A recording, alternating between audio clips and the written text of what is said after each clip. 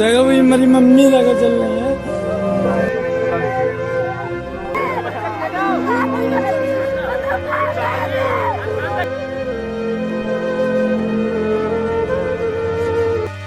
हादसे के निशान अभी भी यहाँ मौजूद हैं। ये मुख्य दरवाज़ा हुआ करता था, यहीं से शायद आग लगी थी।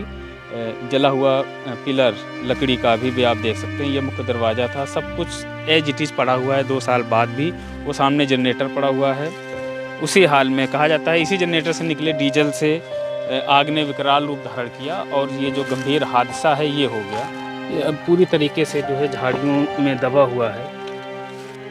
और आप देख सकते हैं कि भगवान का जो शिवलिंग है तोड़ दिया गया था, ये उखाड़ दिया गया था। शायद उसके बाद से कोई भी कभी यहाँ पूजा नहीं हुई है। ये जो झाड़ियाँ हैं, कुछ ईंट बिखरी हुई हैं, मतलब कहीं भी इसको देखकर ये नहीं लगता है कि 2 साल पहले यहाँ एक परिवार रहता था, खाना बनाता था, सोता था, भगवान के भजन करता था। झोपड़ी के चारों तरफ पेड़ काफ़ी 2 सालों में लंबे हो गए हैं, जो शायद उस समय छोटे छोटे हुआ करते थे देख रेख ना होने से। तो इस ज़मीन के टुकड़े ने 2 लोगों की जान ले ली और अब जो उनका बाकी का परिवार है वो उनके जाने के बाद भी उनकी यादों के साथ साथ शासन प्रशासन और समाज की लड़ाई भी लड़ रहा है।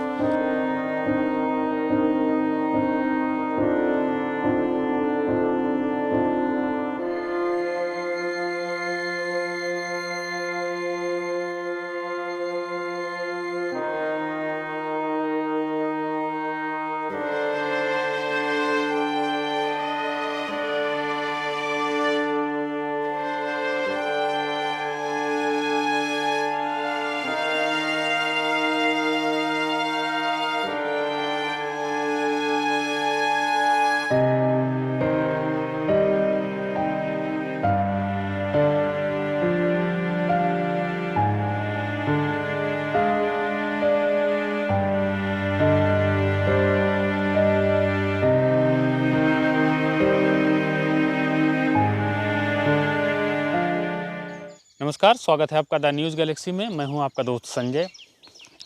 13 फरवरी 2023 का दिन था। मैथा तहसील का एक गांव मड़ौली की इस जगह पर जहां हम बैठे हुए हैं, कृष्ण गोपाल दीक्षित अपने परिवार के साथ रहते थे। परिवार में एक बेटी, 2 बेटे, पत्नी। ये जो जगह है ये गांव के बाहर है, खेतों के बीच में है, बगीचा है। इस ज़मीन को लेकर गांव के ही एक अन्य परिवार ने प्रशासन से शिकायत की कि इस पर कृष्ण गोपाल दीक्षित के परिवार का अवैध कब्जा है। 13 फरवरी 2022 के दिन राजस्व की टीम बुलडोज़र लेकर इस जगह आती है। झोपड़ी में कृष्ण गोपाल दीक्षित की पत्नी और उनकी बेटी मौजूद थी। उन्होंने झोपड़ी गिराने का विरोध किया।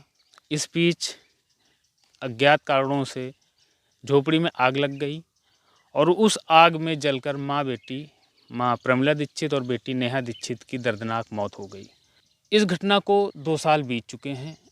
लोगों के ज़हन से धीरे धीरे यह हादसा निकलता जा रहा है, लेकिन कृष्ण गोपाल दीक्षित का बचा हुआ परिवार आज किस हाल में है, जो सरकारी वादे थे वो किस हद तक पूरे हुए, जो उम्मीदें थी उनको सरकार से, प्रशासन से न्याय की, वो कितनी पूरी हुई हैं, ये जानने के लिए ठीक 2 साल बाद हम उसी जगह पर आए हैं। और इस जगह की हालत आप देखिए कि जहाँ कृष्ण गोपाल दीक्षित का पूरा परिवार, हंसता खेलता परिवार रहा करता था, अब वहाँ पर झाड़ियाँ हैं, जंगल हैं, पिलर्स आप देखिए टूटे फूटे पड़े हुए हैं। प्रशासन के 2 लोग अभी भी यहाँ मौजूद हैं और इधर ऊंची ऊंची झाड़ियों और पेड़ों ने लगभग सब कुछ अपने आगोश में समेट लिया है। बड़ी मुश्किल से मिट्टी थोड़ी बहुत दिख रही है और सामने आप देखिए वो नल है, उस समय भी ये यहाँ पर मौजूद था। इसी के पास एक छोटा सा चबूतरा बना हुआ था जहाँ भगवान शिव का शिवलिंग है, उसको भी तोड़ दिया गया था प्रशासन के द्वारा। उस पर भी तमाम तरह के आरोप लगे। ये चबूतरा है, आप देख सकते हैं, जो उस समय तोड़ा गया था। इस पर ये सीढ़ियाँ हैं ऊपर जाने के लिए। ये देव स्थान था और शिवलिंग अभी भी देखिए उसी हालत में है। जूते उतार देता हूँ मैं।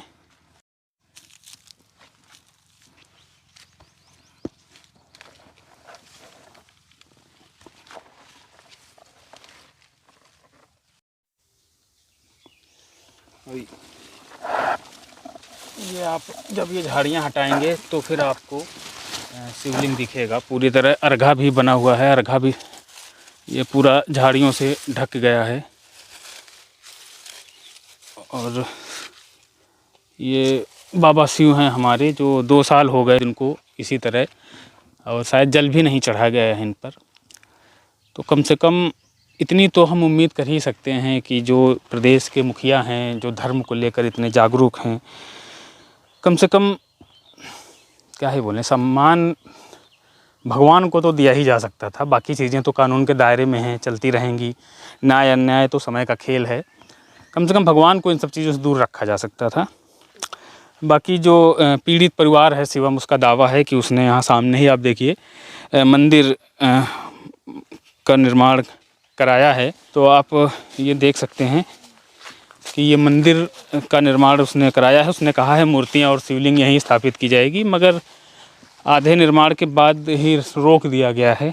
वजह क्या रही ये हमने पूछा नहीं शिवम से, बट उसने जो संभावना है, मुझे शायद आर्थिक समस्या की वजह से ऐसा हुआ है। बाकी ईश्वर चाहेंगे तो उनके लिए भी छत पड़ ही जाएगी। और ये आप देखिए, इन झाड़ियों के बीच चलना बड़ा मुश्किल हो गया है अब। और ये हाँ, ये है घटना स्थल। ये देखिए वो जनरेटर अभी भी उसी तरह से पड़ा हुआ है, डीजल इंजन। ये कहा जा रहा था कि इसी से निकले डीजल ने विकराल रूप ले लिया, जिसकी वजह से उनको बचाया नहीं जा सका। और यहीं पर कहीं क्या ये जगह थी जहाँ पर माँ बेटी उनकी लाशें पड़ी थी। मैं तो खैर था उस समय भी, घटना स्थल पर आया ही था। बाकी ये झोपड़ी थी उनकी जो टूट चुकी है।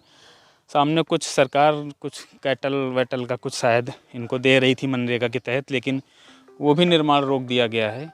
तो हमारे साथ कृष्ण गोपाल दीक्षित जी के बड़े बेटे हैं शिवम, वो सामने खड़े हैं। तो हम उनसे बात करेंगे कि इन 2 सालों में उनके जीवन में क्या बदला, माँ और बहन को खोने के बाद। पिताजी कैसे हैं, उनके जो इस पूरे घटना का चेहरा थे, उनकी कई सारी तस्वीरें जले हुए चेहरे की मीडिया पर वायरल हुई थी। तो हम शिवम से बात करेंगे और इन 2 सालों में क्या संघर्ष उन्होंने झेला है उस पर बात करेंगे।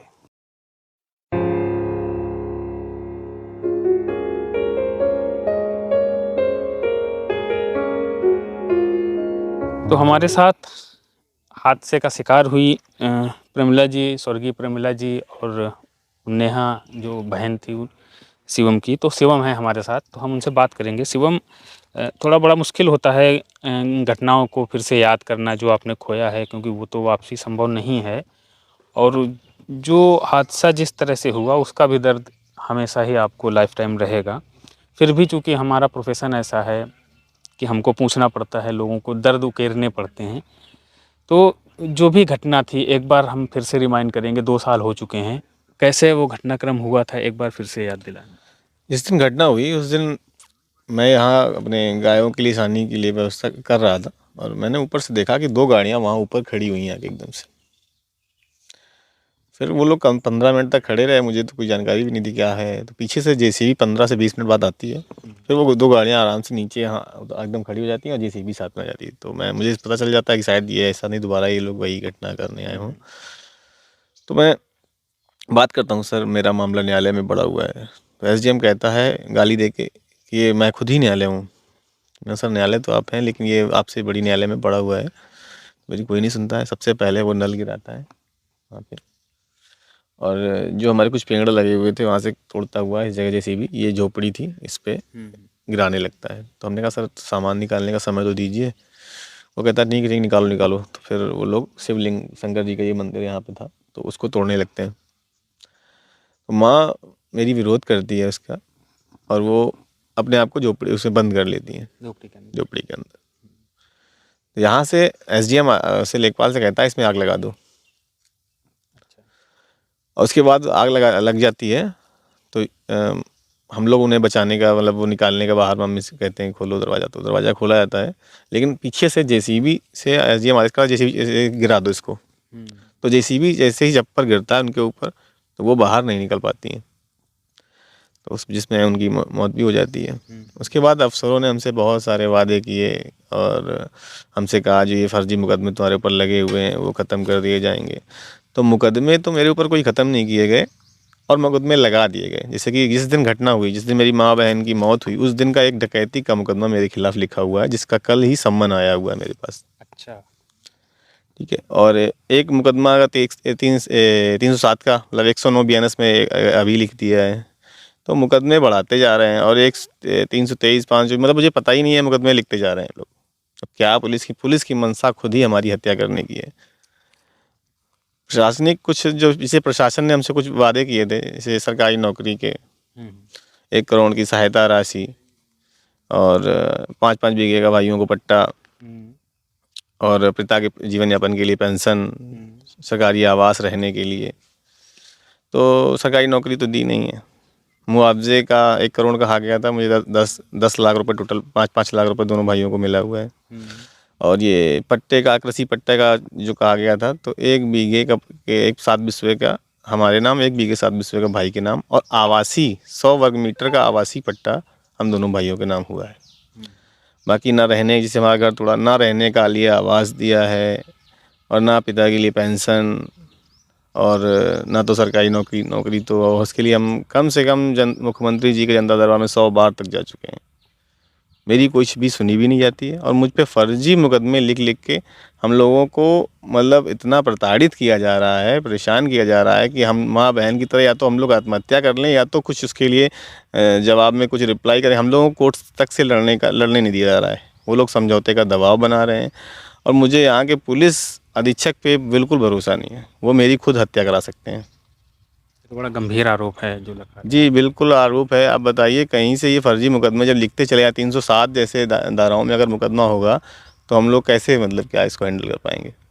लड़ने के लिए भाई कोर्ट से लड़ने के लिए पैसा चाहिए जो हमारे पास है नहीं, तो ये कैसे हम लड़ पाएंगे। भाई माँ बहन को जिंदा जला दिया गया, अब हम लोगों को भी मारने की लोग इच्छा रखते हैं तो हम लोग क्या करेंगे। या तो खुद मर जाएं पूरे परिवार के साथ या फिर कुछ भी, मतलब क्या बताएं, मैं शब्द नहीं है मेरे पास। इतना प्रशासन जो हमारे साथ तानाशाही कर रहा है कि हम लोगों को जीने नहीं दे रहा है। हम लोग घर पे नहीं सही से रह सकते हैं। हमारे साथ सुरक्षा भी दी गई है, उसके बाद भी फर्जी मुकदमे। हम मेरे साथ और मेरे भाई के साथ सुरक्षा व्यवस्था गनर हैं, लेकिन उसके बाद भी मुकदमे लिखे जा रहे हैं हमारे लोगों के खिलाफ। कितने मुकदमे अब तक दर्ज करा दिए गए घटना के बाद से लेके अब तक? टोटल 7 मुकदमे हो गए हैं। घटना के पहले कोई मुकदमे, एक भी मुकदमा नहीं था और आज 7 मुकदमे हो गए। तो ऐसे कौन से हम लोग अपराधी हो गए जो एकदम से तुरंत मुकदमे लिखते चले गए हमारे खिलाफ।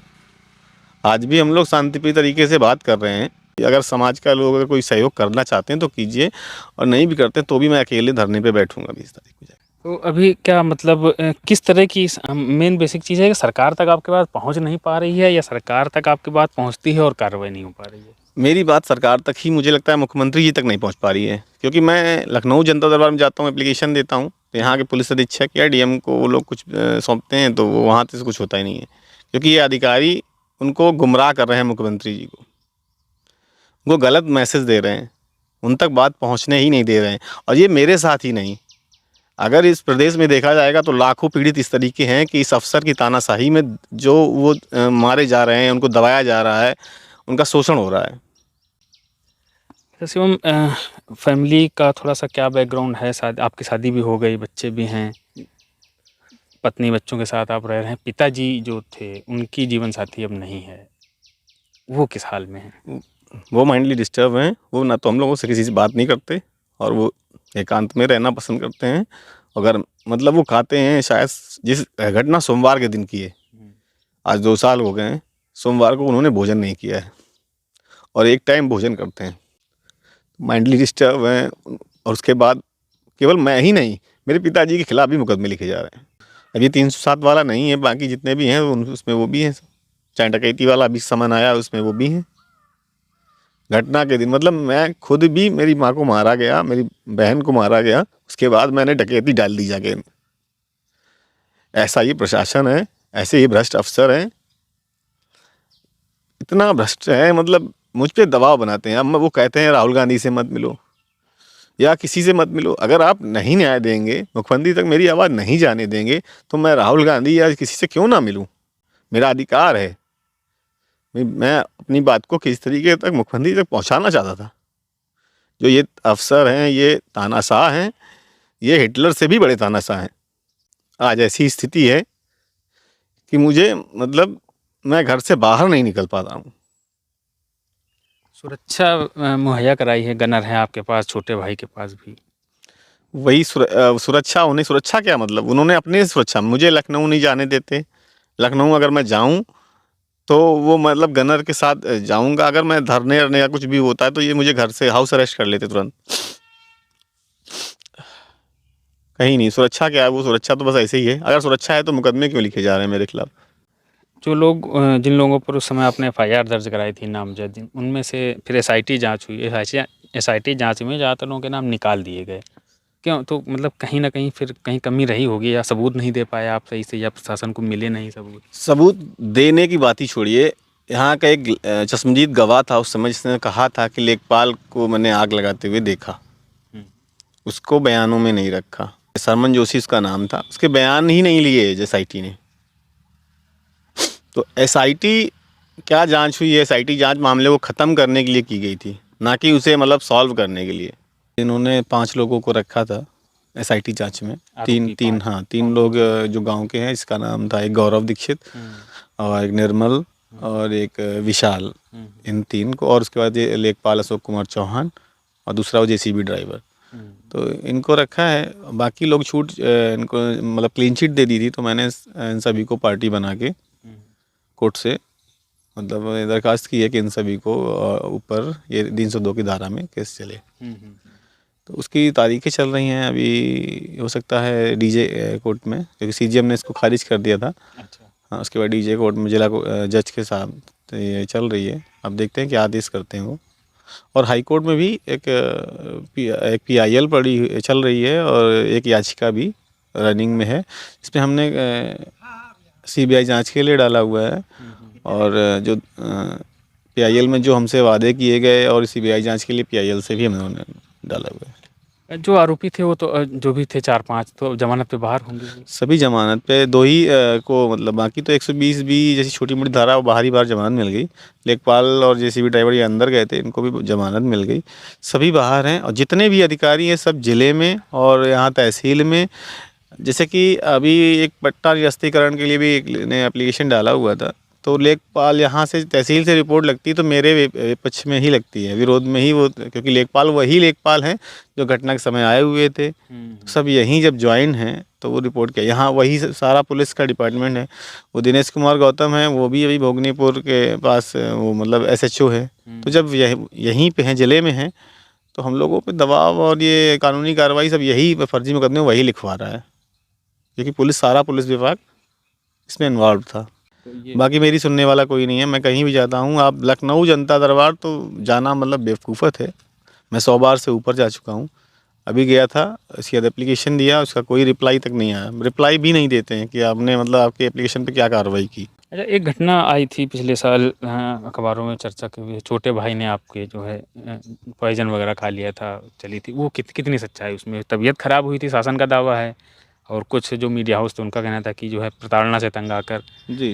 क्या सच्चाई? वो ऐसा है, प्रशासन हमें तंग कर, फर्जी मुकदमे लगा ही रहा था। तो उसी से तंग आकर उसने जहर, कोई वो डाई वाई कुछ होता है, उससे कुछ पी लिया था। तो उसने ये मुझे बताया था। तो हम कम से कम आपसे उम्मीद करेंगे, बड़े हैं, समझदार हैं, कि लड़ाई लड़िए। पुरुष जो है पुरुषार्थ के लिए ही बना है। आप सही हैं तो आपको न्याय मिलेगा, आज नहीं तो कल। इस तरह से जो है मत अपने दिमाग में लाइए कि हम अपने जीवन को समाप्त करें। जो भी दोषी हैं आपके हिसाब से, और वो अगर साबित होता है तो उनको यकीनन न्याय मिलेगा। ये देश जो है लोकतंत्र से चलता है और न्याय व्यवस्था पर आपको भरोसा रखना चाहिए, ये हम कहना चाहेंगे। नहीं, मैं तो लड़ूंगा जब तक मतलब हो सकेगा तब तक लड़ूंगा ही। लेकिन मुझे ये लोकतंत्र का आप कह रहे हैं, मैं मानता भी हूँ, लेकिन यहाँ सब कुछ पैसा है।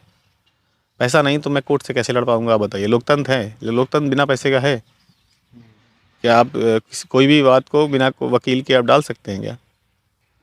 तो जब बिना पैसे के कुछ नहीं हो सकता है, और हम लोग पैसे की कमी से जूझ भी रहे हैं, लेकिन फिर भी हम कुछ व्यवस्था करके लड़ेंगे। मैंने सीबीआई जांच के लिए भी काफ़ी बार एप्लीकेशन दिए, प्रमुख सचिव जी को दिए और मुख्यमंत्री जी के नाम भी काफ़ी लेटर लिखे, लेकिन कोई उसकी सुनवाई नहीं। कि मुझे पता था सीबीआई जब एक मरे मुर्दे को नोटिस दे सकते हैं, मरे हुए इंसान को। मैंने आपने उस टाइम घटना के समय सुना भी होगा कि राम नारायण दीक्षित करके नाम के थे, तो उनको, वो मर चुके थे, 10 साल से 12 साल हो चुके थे मरे हुए, उनको भी एक नोटिस था सीबीआई का, उनको एसआईटी का। तो जब मरे हुए से जांच कर रहे हैं तो कैसा न्याय आप क्या उम्मीद कर सकते हैं उनसे। तभी मैंने तुरंत सीबीआई जांच के लिए प्रमुख सचिव जी को लिखा हुआ था और मुख्यमंत्री जी को। अभी सीबीआई जांच हुई नहीं? नहीं नहीं नहीं, कुछ भी नहीं, उल्टे हम लोगों को प्रताड़ित किया जा रहा है। अभी जिन लोगों पर हैं, जो एसआईटी जांच के बाद जो लोग बचे इस मामले में, वो कौन कौन से हैं आरोपी? जैसे कि एसडीएम थे ज्ञानेश्वर प्रसाद, और कानून गो, और पुलिस के एसएचओ दिनेश कुमार गौतम, जो मुख्य भूमिका में, उनकी अगर कॉल रिकॉर्ड निकाली जाए तो ये हमारे विरोधियों के बिल्कुल भी टच में थे, और उनके कॉल मतलब कंटिन्यू बात इनकी होती रही, उससे घटना के दिन भी होती रही, घटना से पहले भी होती रही। अच्छा, ये कहा जा रहा था कि जो विरोधी थे वो गांव के थे, आपके परिवार के ही थे, तो किस चीज़ का विरोध था आपका उनका? जी, हमारा उनका कोई विरोध नहीं था। अगर मतलब वैसे परिवार तो नहीं थे, लेकिन मेरे उनसे ज़्यादा खास कोई नहीं था उस मतलब पहले। अब क्या हुआ, किस तरीके से हुआ, ये मुझे नहीं पता। जो उन्होंने इस जगह का पट्टा करा लिया 20 साल पहले, जो मुझे पता ही नहीं था कि कुछ मतलब यहीं पट्टा है उनका। अभी जगह तो यहाँ इतनी पड़ी हुई है कि हमारी इस जगह का पट्टा हमारे नाम भी कर दिया, उनको भी कर दिया, उसके बाद 2-2.5 बीघे का सरकारी जगह यहाँ पड़ी हुई है। लेकिन उनको यहीं जगह लेनी थी। ऐसा क्या हुआ ये तो मुझे नहीं पता। उन्होंने रंजिश कुछ बना ली अपने तरीके से। तो कुछ एक विवाद, हाँ एक विवाद हुआ था उस समय मेरी दुकान पे छोटे भाई से, अंश से, और ये निर्मल, ये गौरव दीक्षित करके फौजी था, इसकी ही बुआ का पट्टा यहाँ कराया गया था, उसके द्वारा कुछ विवाद हुआ था इनकी कहा सुनी। तब से इन्होंने कुछ ये लगा दिया, लेकिन इतना बड़ा ये लोग कांड कर देंगे मुझे इतना कुछ मतलब नहीं पता था। इस जगह तो ऐसा पता ही नहीं था कि हमारी नहीं है, क्योंकि अगर जगह हमारी नहीं होती तो ये जब बन रहा था तब लोगों ने क्यों नहीं विरोध किया।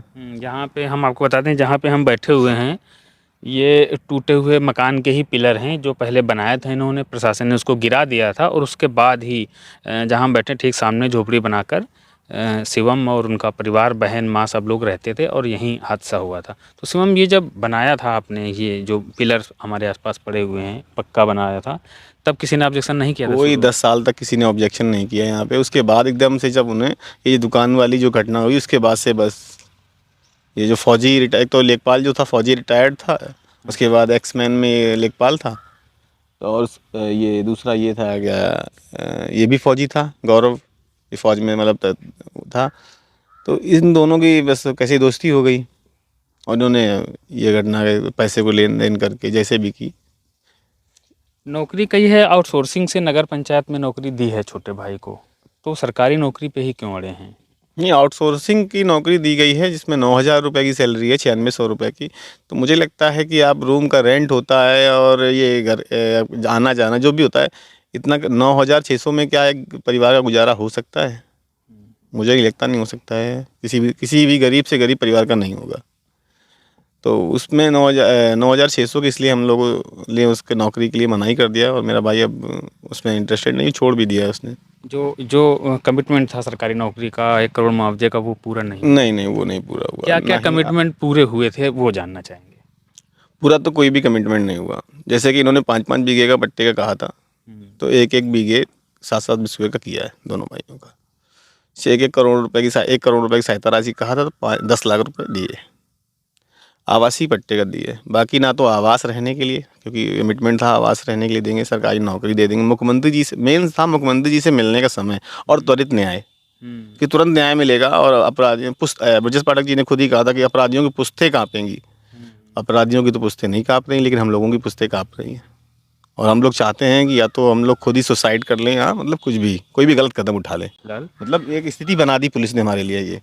ये इस स्थिति के लिए हम लोग लड़ेंगे। अभी तो हम कानूनी तौर से लड़ रहे हैं और लड़ते रहेंगे। जब कोई मतलब अंधकार दिखेगा तो फिर तो लास्ट ऑप्शन कुछ भी हो सकता है। जब कोई भी घटना होती है हमारे समाज में, किसी के साथ हादसा होता है, तो बहुत सारे लोग आते हैं समर्थन में। उसमें से कुछ लोग होते हैं जो वास्तव में आपसे सिंपैथी रखते हैं, कुछ होते हैं जो चेहरा चमकाने आते हैं, कुछ बाय प्रोफेशन आते हैं। 2 साल हो चुके हैं घटना को, जैसा आपने बताया कि मुकदमे आपके ऊपर लगाए जाते रहे हैं, जो सहायता थी वो भी उस हिसाब से नहीं मिली, क्या लोग पलट कर आए आपके पास हालचाल लेने, पता करने? जो नहीं नहीं नहीं, कोई भी ना कोई हिंदू संगठन, ना कोई ब्राह्मण संगठन, ना कोई किसी भी किसान संगठन, किसी ने भी हमारा साथ नहीं दिया। घटना के समय आए, फोटो खिंचाई और चले गए।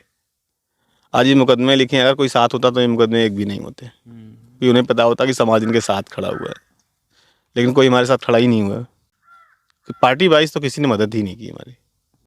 हम लोग विश्व हिंदू परिषद से जुड़े हुए भी थे, विश्व हिंदू परिषद ने भी हमारा साथ नहीं दिया।